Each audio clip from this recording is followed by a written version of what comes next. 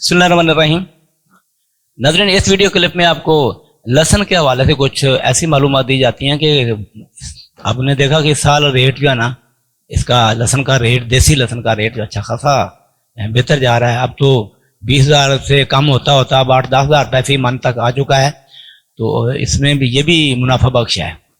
तो इसका रेट जो है ना एक माह बाद इससे 8-10 हज़ार के मुकाबले में ज़्यादा बढ़ना शुरू हो जाएगा। तो बहुत से काश्तकार जो है ना वो अगले साल जो है ना, नए काश्तकार भी लहसुन लगाना चाहेंगे, क्यों ना खुद लहसुन लगाया जाए। उनके लिए भी कुछ बातें इसमें इस वीडियो क्लिप में शेयर की जाती हैं। तो बात यह है कि अगर बर वक्त इसको टाइमली उखाड़ा गया ना, ज़्यादा पकने से पहले पहले, ताकि उसकी जड़ें जो है ना वो इंटैक्ट रहें, वो अलग ना हुई, तो इसको डंठल समेत और जड़ों समेत जो है ना किसी हवादार स्टोर में जो है ना ये इसको स्टोर करना चाहिए। तो बस उसमें से कोई बड़ी टेक्निक नहीं है। उसके पत्ते वगैरह जो है ना भूखे जो उसके अंदर की तरफ रखनी है और गट्ठे जो है वो बाहर की तरफ हों, इसकी धांकें लगा देनी है। तो बाकी यह है कि बगैर स्टोरेज के आप फौरी तौर पर अगर मार्केट में डालते हैं तो इसमें अक्सर मुनाफा कम होता है, लेकिन इस साल मुनाफा जो है ना ये दरमियाना रहेगा, कम वाला मामला नहीं है। तो स्टोर शुदा जो लहसुन है जो स्टोर किया जाता है ना, तो अब के मुकाबले, अब ताज़ा के मुकाबले, अब ताज़ा जो है ना इसके मुकाबले में उसमें 40 से 45% जो है ना ये वजन कम हो जाता है। ये नहीं मैं कहता कि आधा रह जाता है, तकरीबन 60, आप समझें कि 100 में से 60 किलो जो है ना ये 5-6 महीने की स्टोरेज के बाद जो है ना 100 किलो रखा है तो 60 किलो रह जाता है। NS 756 जो है ना आप समझें कि एक मन से 32 किलो निकलता है, जबकि कोहटी या हरनाई और गुलाबी लहसुन जो है ना वो जो है ना एक मन में से जो है ना वो 29 किलो पीछे बचता है।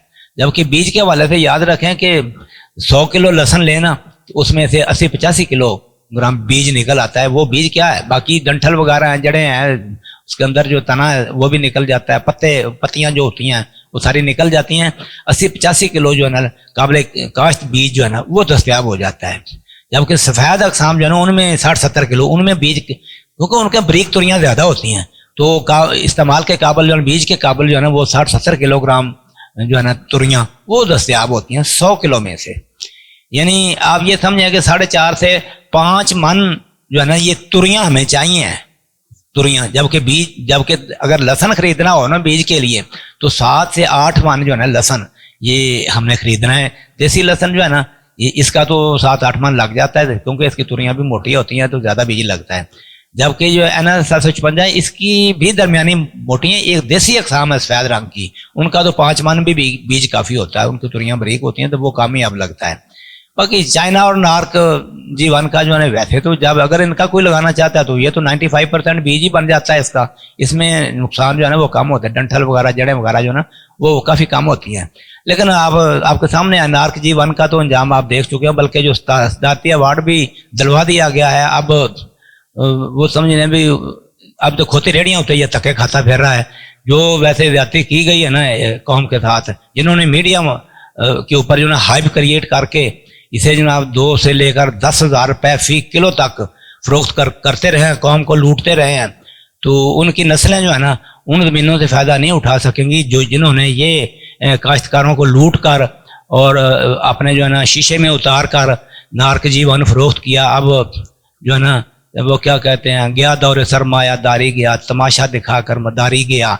ये मदारी जो थे ना नार्क G1 वाले अब गए, अब वो कहते हैं कि हमने एक्सपोर्ट करना है, अब देखते हैं ना क्या करते हैं। तो याद रखें कि जो गुलाबी लहसुन या हरनाई है ना ये आपको 5 मन तुरियाँ इसकी चाहिए। जबकि अगर हमने सिर्फ तुरियाँ, जो खालस तुरियाँ जो मीडियम साइज़ की, मीडियम और बड़े साइज़ की छोटी तुरियाँ लगानी ही नहीं चाहिए, उसको छाछ के साथ छान कर ना अलग कर देना चाहिए। जबकि NS 756 की जो है ये 4.5 मन तुरियाँ जो है ये भी काफ़ी होती हैं। तो याद रखें कि पहले तुरियाँ नहीं बनानी चाहिए, एन मौके के ऊपर जो है 1-2 दिन 4 दिन पहले जो है ना ये तुरियाँ तैयार करके रख लेनी चाहिए। तो बाकी तगड़ा जो है ना उसकी तो 4-4.25 मन भी काफ़ी होती हैं।